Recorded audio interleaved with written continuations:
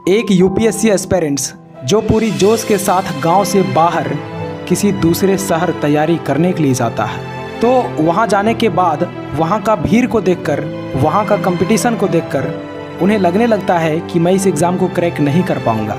अरे लोग इतने सालों से यहाँ मेहनत कर रहे हैं, तो उनका नहीं हो रहा तो मेरा कैसे होगा। तो अगर आपको भी ऐसा लगता है तो इस कहानी को पूरा ज़रूर सुनना। इस कहानी को सुनने के बाद मैं गारंटी के साथ कहता हूँ कि आप अपने लाइफ में सफल ज़रूर हो जाओगे। तो चलिए वीडियो को शुरू करते हैं। दोस्त, एक लड़का जो एक छोटे से गांव से बिलोंग करता था।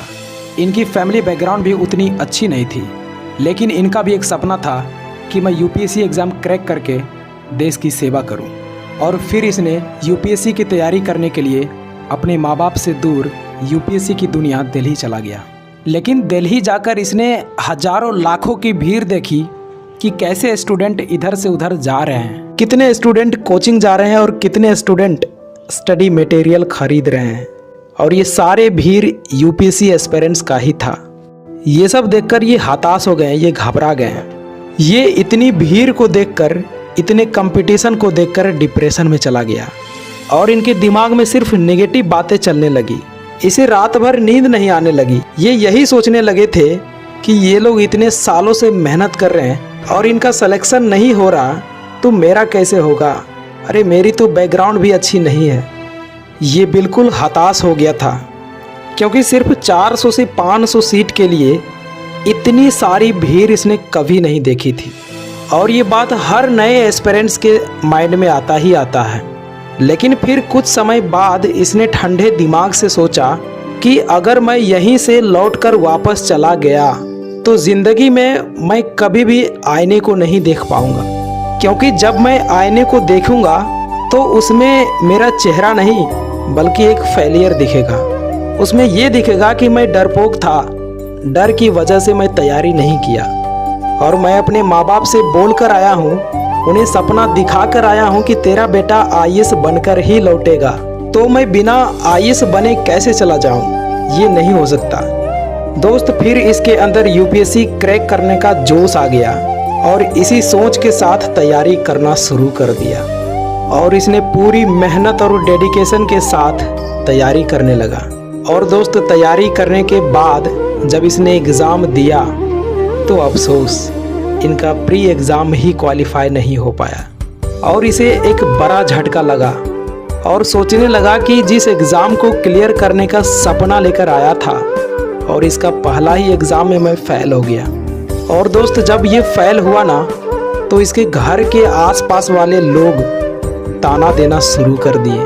वो कहने लगे कि तेरे बेटे से यूपीएससी नहीं निकल पाएगा, तुम क्यों सपने बड़े देखकर यूपीएससी की तैयारी करने के लिए दिल्ली भेज दिया, उससे कुछ नहीं हो पाएगा। दोस्त, ये सब देखकर ये लड़का पूरा टूट गया और फिर इसने खुद से कहा कि कोई बात नहीं, अपना टाइम आएगा, मैं एक दिन यह ताने को तालियां में बदल कर ही रहूँगा। और दोस्त, इसने इस साल किए गए गलतियों को सुधार करके दुगनी मेहनत के साथ तैयारी करना शुरू कर दिया। और इसका परिणाम यह निकला कि इसने प्री मेंस अपने दूसरे ही अटेम्प्ट में पास कर गया और अब सिर्फ इसका इंटरव्यू ही बाकी था। लेकिन जब यह इंटरव्यू देने के लिए जा रहे थे तो इनके माइंड में सिर्फ नेगेटिव थॉट ही चल रहा था कि यार अगर सिलेक्शन नहीं हुआ तो क्या होगा, अगर मैं जवाब नहीं दे पाया तो क्या होगा। मतलब इसे खुद के ऊपर भरोसा नहीं रहा था। इसने अपना सेल्फ कॉन्फिडेंस खो दिया और इसने जैसे तैसे करके नर्वस में ही इंटरव्यू दे दिया। और रिज़ल्ट का इंतज़ार बहुत उम्मीद के साथ कर रहे थे, ये सोचकर कि चलो इंटरव्यू तो ख़राब गया लेकिन कोई न कोई छोटा पद तो ज़रूर मिल जाएगा। लेकिन दोस्त, जब रिज़ल्ट आया तो ठीक उसका उल्टा हो गया। लिस्ट में इनका नाम ही नहीं था। इसके बाद ये लड़का खुद को संभाल नहीं पाया। इनका सारा सपना चूर चूर हो गया और इनके साथ इनके माँ बाप का भी सपना टूट गया। और एक तरफ ये और दूसरे तरफ इनके माता पिता रो रहे थे, क्योंकि एक मिडिल क्लास फैमिली के पास ज़्यादा चांस नहीं मिला करता और इसे 2 अटेम्प्ट मिले थे। क्योंकि एक मिडिल क्लास फैमिली दिल्ली का खर्च कैसे उठाते हैं ये सिर्फ एक मिडिल क्लास फैमिली ही समझ सकता। दोस्त, इस दुख की घड़ी में इस लड़के को हौसला देने वाली इनकी माँ थी। इनकी माँ ने बोली कि बेटा इतना आगे निकल गया है और आखिरी पड़ाव पे आके तुम्हारा रिजेक्शन हुआ है। बेटा एक लंबी छलांग मारो और अगली बार तुम्हारा सिलेक्शन कोई नहीं रोक पाएगा। ये एक माँ का आशीर्वाद है बेटा। दोस्त, जब ये लाइन इनकी माँ ने कही तो इसने सोच लिया कि मुझे हार कर नहीं बैठना, क्योंकि माँ को बहुत उम्मीद है और मैं इसे पूरा करके ही रहूँगा। दोस्त, इसने फिर से दिन रात करके तैयारी करना शुरू कर दिया, क्योंकि एक एग्ज़ाम के चलते अपने माँ बाप के आंखों में आंसू आना ये कोई बर्दाश्त ही नहीं कर सकता।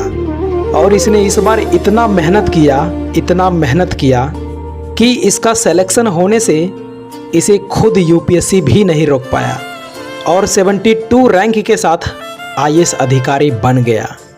तो दोस्त, इस कहानी से हमें दो चीज़ें सीखने को मिलती है।